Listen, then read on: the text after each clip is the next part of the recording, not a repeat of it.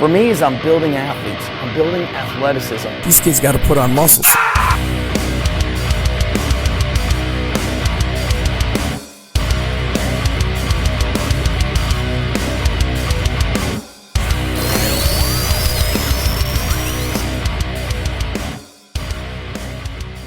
So I had a question come in through the Instagrams, and the question was, Zach, how are you going to handle this upcoming economic recession?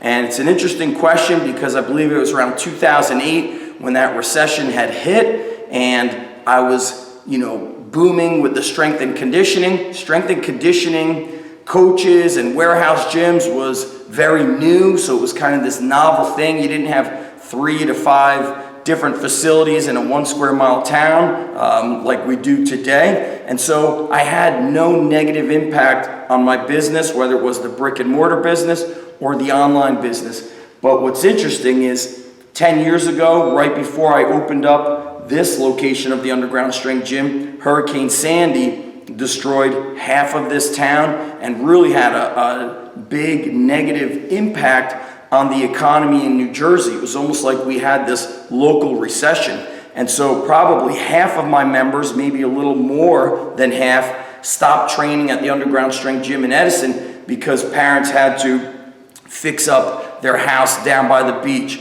Their boat was destroyed. So they had to take the money that they would normally invest in their son or daughter and take it to fix the house. And so I had to pivot, and I had to learn that even when there is no plan B, there is plan B. So let's break down a couple of things here that I want to address. I believe it was a 1900 or 1901, 1902 magazine on physical culture, strength and health. The cover of it said, "Weakness a crime," and then underneath it said, "Don't be a criminal." And so I said, wow, what a perfect analogy to life, whether it's weakness or laziness. And so I would say in this past few years, these past 5 to 10 years, I have seen people's work ethic go to shit. It's actually embarrassing. I've seen it whether they own their own business, whether it's somebody working for somebody. So you go to a restaurant, for example, and you see the host and the hostess and all the servers sitting at a table on their phone, not coming up to address you, or you see tables being left dirty. Or as a dad, taking my kids to sport clubs and sport coaching, and you see coaches that are just punching the clock. They have no passion, they have no energy, they have no enthusiasm, and so it brings me to this. Laziness is a crime, and we got a lot of criminals out there. So the antithesis to that is you got to work your ass off. On a scale of 1 to 10, you should be a 20. When I come to coach at the Underground Strength Gym or coaching at the high school, I always bring about the mentality of nobody cares if I had a rough day, a rough week. It's not their problem. I have been hired, or they have paid me, their parents have paid me to train them and give them the best. And that's what I'm going to do. I would call that a wrestler's mentality. And if you never wrestled, you can acquire that mentality by doing tough things. And people seek comfort, and the bottom line is comfort is the enemy, and it breeds laziness. So that's number 1. Number 2, do your job. A lot of people have quote-unquote jobs, and they don't do a great job doing it. I mentioned sport coaches that I see not doing a great job, not coaching the kids, not teaching them how to do stuff. Or at the end of a game, do you talk to the kids? Do you rally them together? Do you finish on a positive? Or do you just leave and go sit on your phone and ignore the kids? Well, you are not doing your job. And there are many instances, I'm sure that you've experienced, where I've mentioned going to a restaurant, but you name it, going to a restaurant, going into maybe a clothing store, and you're looking for clothing, and you see the people working there ignoring you. They're just sitting on their phone. And so it makes me wonder, why are people struggling to do their job? And I think deep down, you must genuinely care about what you are putting out in this world. And some people don't care. They look at everything like it's an inconvenience, even if they're supposed to be working. So here at the Underground Strength Gym, there's things that our coaches need to do aside from great coaching. When you come in, you should show up a little bit early. They should be looking at who's coming in today, how to adjust the training. At the end of the day, they do a cleaning of the bathroom, of the gym, so that the next coach who comes in simply turns on the light. And I call that doing your job. It's part of being a team player. And the reason why I bring that team player about is because in my early 20s, I remember working at a bar, and it was packed. It was a shot and beer joint.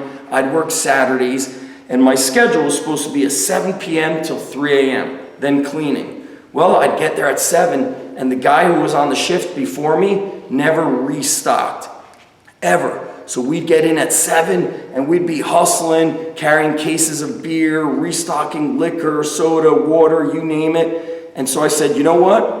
Since so-and-so can't do his job, I'm going to show up an hour early and stock for him. It's an unfortunate problem in this world where people think they're above or below certain things. And guess what? Sometimes you got to go beyond your job description. Hey, that's not my job. It doesn't matter. Are you part of the team? Get it done. Last one I want to talk about. This is really a struggle that I'm seeing in this world. People want to be great without putting in their greatest effort. They want to get paid without working. They want to get a handout. We are missing the relentless pursuit of excellence. There's a lot of talk about good enough, or I don't need to, go to this seminar. I'll just learn through Instagram, or I'll just watch somebody's YouTube video. There's only so much you could learn through this YouTube video. Eventually you have to show up and do the work. You have to get skin in the game. You need to invest in yourself. And so you must be hungry to be great. And my saying is this, and you could think about it for not more than a millisecond and get to work on it. Good enough is the death of greatness. When you're constantly saying good enough, how can you be great? You can't be great. And so when you're done with your work, your job, whatever it is that you do, you should have a slight feeling of fatigue as well as being like exhilarated. I'm fatigued because I left it all out there. I put all my heart and soul into that day's work.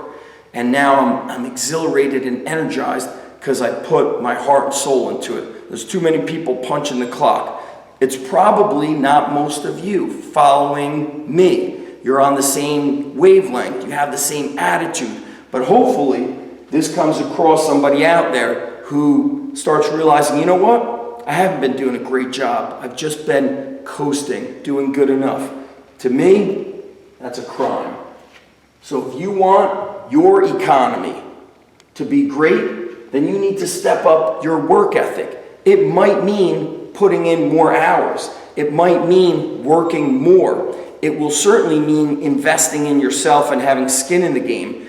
Your ability to add more value to the place that you work, to the team that you're part of, or if you own your own business, you have to provide more value to the people if you want to get paid more and create your own economy versus falling victim to everybody else, because then you have that victim mentality, okay? And most victims are volunteers. They're voluntarily being victims.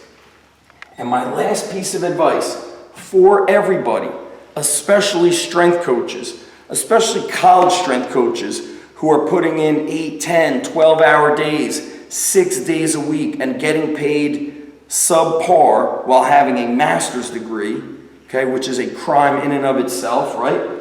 Because look around, you're in a multi-million-dollar facility, but you're getting paid below average. That's criminal activity in and of itself. Create your own paycheck. What does that mean? It means that you should learn to earn a paycheck outside of your work. So since day one, I've always kind of been in a coaching or teaching role. I taught at the elementary school, but at the same time, I started building up my training business out of the garage, as well as the online business. Then I was coaching at the college, but even while coaching at the college, I had the underground strength gym, multiple facilities, and the online business. You want to be able to control your own income versus allowing the government or the workplace to control it. Another example would be, I'm a full-time high school strength coach. Well, this year, they are in, our school district is in a pay freeze. We're not gonna make more money, which to me, it's heartbreaking. It's actually extremely disappointing. But guess what? I'm not playing the victim. We hold seminars at the Underground Strength Gym. We've got 2 certifications, the Underground Strength Academy, online courses. Every coach out there should write their own book, should create some sort of opportunity for people to invest in consulting with them, and you should be able to have flexibility with that business that you've created. The business that you create should not only help you write and create your own paycheck, but it should give you freedom. It should move you closer to your perfect day. And that freedom to be able to do what you want, when you want, and say F you is powerful. Meaning, if I ever get fired from a job, it doesn't matter. I've got the Underground Strength Gym. I could travel and do more seminars. I could create more online courses. I could consult more. And so if you look at almost like when I talk about the strength training umbrella, that's the Underground Strength Gym. I've consulted with Naval Special Warfare, the FBI, Division I staff for strength and conditioning staff. Any sort of business that wants consulting, sometimes I'm brought in to consult not on strength and performance, but on these things, on leadership and putting in work to inspire and motivate a team of people. And so provide more value and make sure you can create your own paycheck, because in this world, you never want to have your back against the wall where you're saying, oh, I have to do so-and-so to keep the lights on, or I can't do that because I'll get fired. I'm always ready to get fired for doing the right thing. And that's all we got, guys. Whatever's coming up in this next economy, it's up to you to kick ass and take names. That's it. Hope you enjoyed this video. Like, comment, drop questions below, and share it with a friend. Guys, thanks for checking out the video. Thanks for subscribing. And now I want to go over the many ways that you guys can go to the next level. We've got links underneath every YouTube video so you could see our programs on Train Heroic.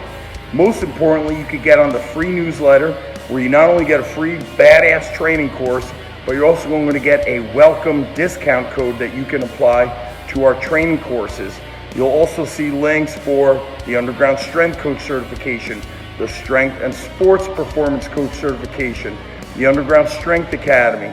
A lot of different programs, a lot of different opportunities, but the way to be in the know when they get released or when we're holding a sale is to be on the newsletter at zachstrength.com. That's what you want to do. Thanks for supporting, thanks for watching, and we'll see you next time. Boom.